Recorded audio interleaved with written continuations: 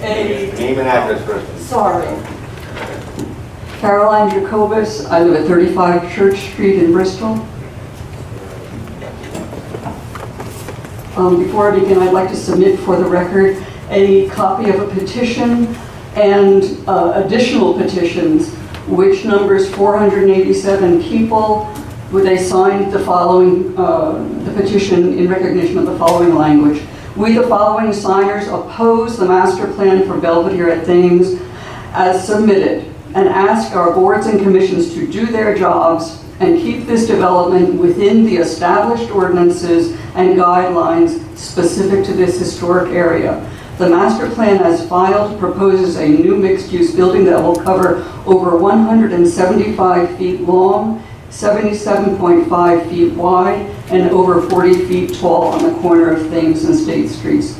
This building requires 14 zoning variances and does not meet well-established Bristol HDC guidelines that require small-scale building within this area.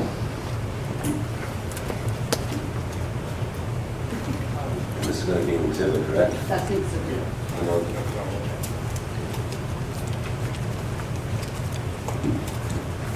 Do you have more than one? That's it. I already delivered, and you should have already received in your packets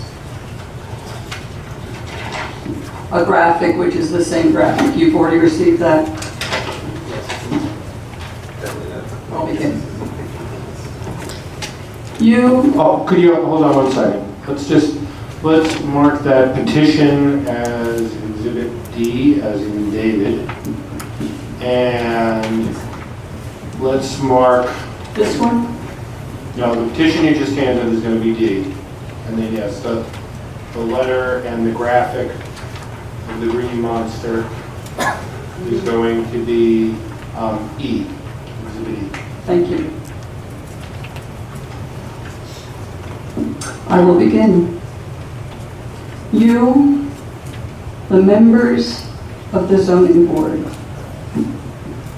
are the last best hope for saving Bristol's historic waterfront from the step-by-step destruction that will inevitably flow from the precedent-setting approval of an overly large development project named Belvedere-at-Thames. You are the last hope for preserving what has been best about Bristol for the past 350 years.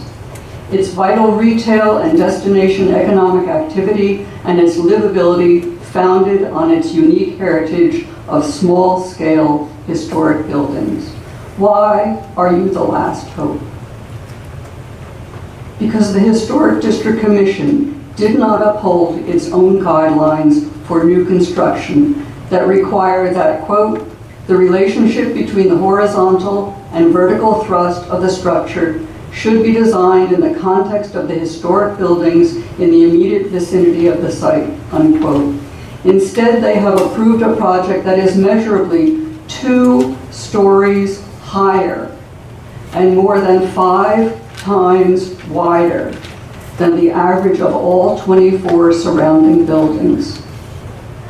Why are you the last hope?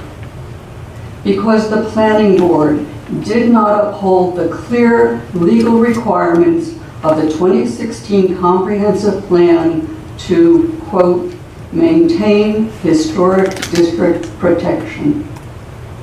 Instead, they have approved a density that is 5 times the allowed number, a height that would soar to 47 feet 9 inches and up to 52 feet when the elevator and stair structures are taken into account, fully 23 feet above the average of the historic buildings around it. More than 480 Bristol residents and visitors who are attracted to Bristol have signed a petition against the proposed structure. Public hearings and appeals to the July 12, 2018 decision of the HDC and planning boards have brought out hundreds of citizens in opposition to the HDC and planning board approvals. As the Zoning Board of Appeal, you carried out your responsibilities, unable to substitute your own judgment for those of the HDC and planning board, having to accept even a scintilla of evidence when the clear weight of the evidence and many errors of fact pointed to the need to protect Bristol's irreplaceable historic waterfront from the invasion of oversized commercial development, with each new building setting a precedent for the next. Before long, the entire waterfront will be filled with a wall of oversized structures that dwarf the historic homes and retail buildings that for 350 years have made Bristol a unique gem on Narragansett Bay. Bristol, like no other Rhode Island town, has retained its small-scale treasure of walkable streets. This is what attracts visitors and serves as our economic engine. As the zoning board, you strive to promote the health, safety, morals, and general welfare of the community, to protect and conserve the value of buildings and encourage the most appropriate use of the land by regulating or restricting use of property within the zoning area. The applicant has requested a total of 14 variances.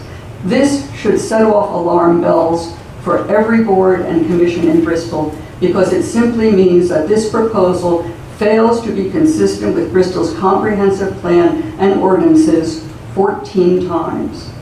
The developer is asking for an unprecedented 5-fold increase in lot density. He is asking for more than a 2-story height increase over the surrounding buildings and for a maximum lot coverage to increase to 99%. Based on a misreading of FEMA regulations, as explained by the expert testimony of Steve Otten, the developer tries to justify excess building heights or the lack of retail space on the ground floor of the proposed building. No matter what the arguments are, a request for 14 variances means the proposed building is not consistent with the comprehensive plan. I would like to see a building on that corner, but granting the requested variances would enable the construction of an overly large structure. How large is that structure? Larger than the Fenway Park Green Monster Wall. That wall only reaches 37 feet 2 inches. The Belvedere building would soar another 15 feet 7 inches higher than the Green Monster Wall and would stretch down Thames Street right up to the sidewalk for a full 176 feet of dead wall, which is more than half the circumference of the Green Monster Wall, going all the way around the park, halfway more this would be. There are multiple grounds upon which the waivers sought by the developer must be denied. In order to be granted a variance, the applicant must demonstrate a hardship, and that hardship must not be, quote, the result of any prior action of the applicant, unquote. And it cannot, quote, result primarily from the desire of the applicant to realize greater financial gain. Yet we see a proposal for a structure that has been inflated to 52 feet high and 176 feet long so that it can contain 49 parking spaces, many of which are being built simply to satisfy the parking needs of a previously built building on Hope Street. Similarly, this building includes a rooftop swimming pool to satisfy a promise made to the tenants of the Belvedere Hope Street building.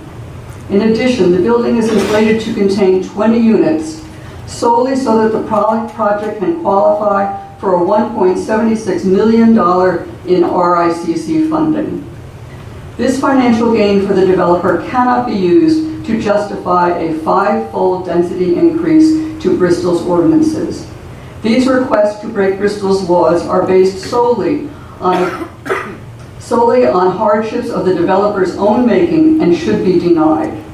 Further, zoning ordinances state that, quote, the granting of the requested variance must not alter the general characteristic of the surrounding area or impair the intent or purpose of this chapter or the comprehensive plan of the town, unquote.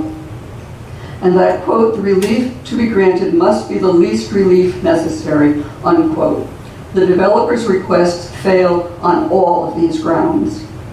If the 14 variances requested by the Belvedere-at-Thames developers, and especially those relating to height and width, are granted, this structure will start the destruction of the Bristol waterfront as it has stood for hundreds of years. There can be no doubt that any approvals granted to the proposed Belvedere-at-Thames project will serve as precedents for all subsequent new construction within the specially defined waterfront district. The Belvedere building will become a dominating component of the built landscape that alters the waterfront and consequently serves as the precedent upon which future developers will apply to construct equally massive structures all along Thames Street. 7 expert witnesses representing 188 years of historic preservation and architectural experience testified in clear and documented opposition to this proposed project. Key objections highlighted that the entire historic district is threatened by the mass and scale of this project, that the project will overwhelm all the small-scale buildings around it, that the project is unfriendly to pedestrians, that the project is precedent-setting, and that instead of being an economic driver, the project would detract from the character of the area that you're trying to draw people into. These are Bristol's most valuable historic assets, at the heart of the original Bristol 1680 settlement, at the heart of our town's economic activity. An appropriately sized building could be built on that lot, one that respects Bristol's ordinances, comprehensive plan, and HDC guidelines, one that would blend in with the other buildings on the waterfront instead of looming over them, sticking out like a sore thumb. I would welcome such a building. All along New England's coast, quaint and historic towns are being threatened by overdevelopment. Towns like Mystic, Connecticut, and our own Newport have seen historic structures demolished and replaced with overly large buildings. But such destruction is not inevitable. The towns of Watch Hill and Westerly are booming today because of wise, historically responsible development. Not all economic development is good economic development. Development that destroys the very historic assets and environment that Bristol is relying on to draw in tourists is short-sighted. Worse, it is self-destructive, and it is irreversible. Once we have allowed our historic assets to be torn down, they cannot be brought back. Once a string of oversized boutique hotels and condos have been shoehorned into the small-scale historic waterfront, they cannot be wished away in favor of more appropriately sized buildings.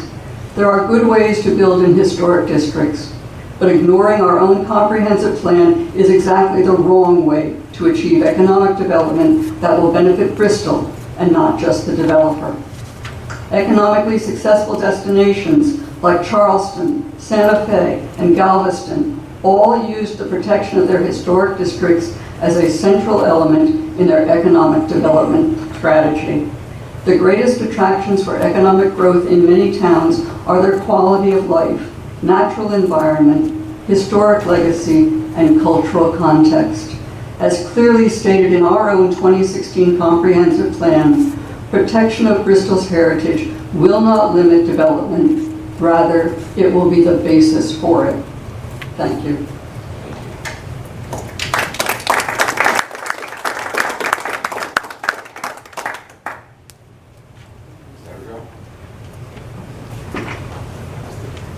Point of information, are we going to rotate those who oppose with those who support? You already missed the supporters.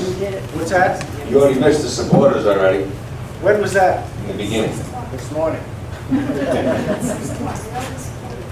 Oh, at 6 o'clock? Yeah, they already have their own. Strange. You usually would have discussion after full That's not, development of the argument.